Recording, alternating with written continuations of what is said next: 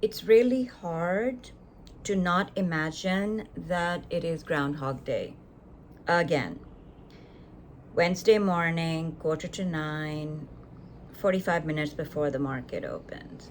But what happened yesterday?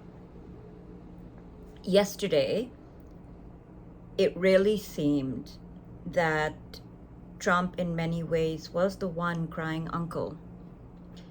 And Rubio was delivering that message, actually, that he said the war was over, epic fury was over, there were no offensive actions to be taken, it was all gonna be defensive. The Freedom Flotilla was to help the world. And this was before Trump announced that the Freedom, Operation Freedom or Project Freedom would be terminated on Pakistan's request. So Rubio is out there talking up this humanitarian initiative by the US because, we're the good guys. We are always the good guys. We can massacre children, but, they were in the way. So, yeah, while he was talking up that we are the good guys, while Hexet was talking up that we are the good guys, Trump was soon after issuing the pause on the Project Freedom. Well,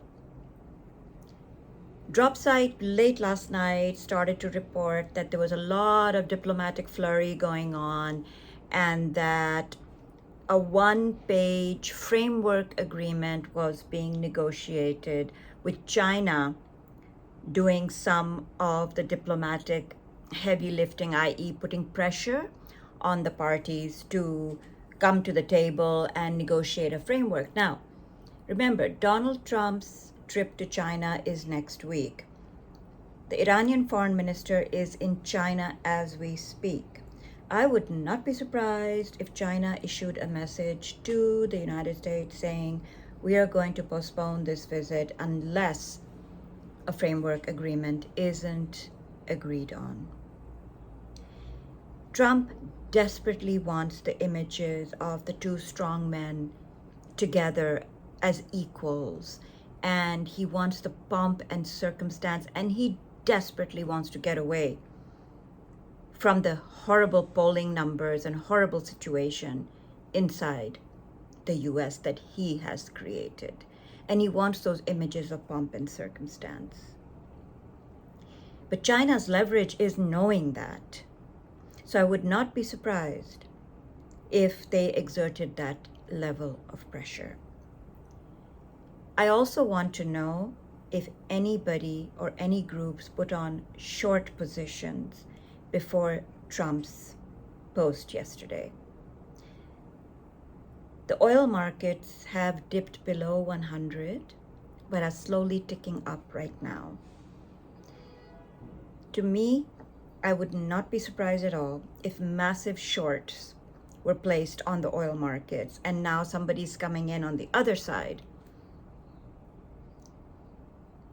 The entire adventure has been about war profiteering. Whether it's the Trump family, it's Trump adjacent, whoever is in his orbit, but it's important to investigate if shorts were put on. So what will this framework, so-called framework agreement be? It's the same. Lift the blockade, unfreeze the assets. We will talk about the uranium enrichment in phase 2. This is how much we agree to enrich, and we will not be giving up our uranium to a third party. It also seems that on Monday, Iran's attack on Fujairah really shook everybody up, because what that essentially did was to expand Iran's control over the Strait of Hormuz and to expand Iran's blockade to include Fujairah, which is the only port that doesn't depend on the Strait of Hormuz. So the only outlet for the UAE to deliver its oil. And Iran clearly sent a message saying, should any more kinetic actions take place to try to force open the strait, this is the consequence the world is going to face.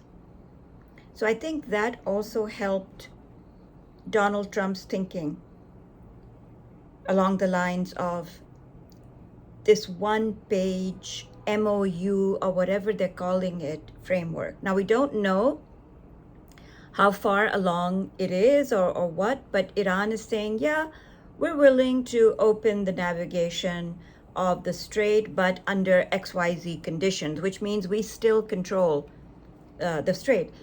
There is no way Iran is going to trust the US enough to give up that leverage. No way. It would be suicide. So Iranian sources are telling Jeremy Scahill of Dropsite that they have zero trust in the US and remain skeptical of the entire diplomatic process. They also say that much of the US media reporting on this is based on Trump administration spin. Yes, it is. Axios stenographer in particular. They say Iran is engaging in diplomacy, but also preparing for a resumption of the war.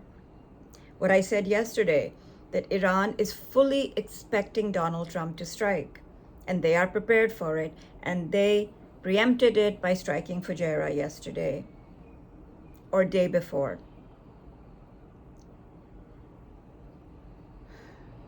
As per usual, Donald Trump tripped over his own cankles today. He posted once again a threat to Iran. Sign the deal or else. What he wants the American public to believe is that they held a gun to Iran's head and Iran surrendered. He wants that surrender capitulation narrative to be dominant. And that doesn't happen. So unless somebody can shut him up today, there seems to be some one-page, two-page framework agreement on which basis negotiations will proceed. But just remember, Donald Trump is not one to stop his verbal diarrhea or to not destroy a diplomatic process. So that is what is happening this morning. Let us see how far it goes throughout the day.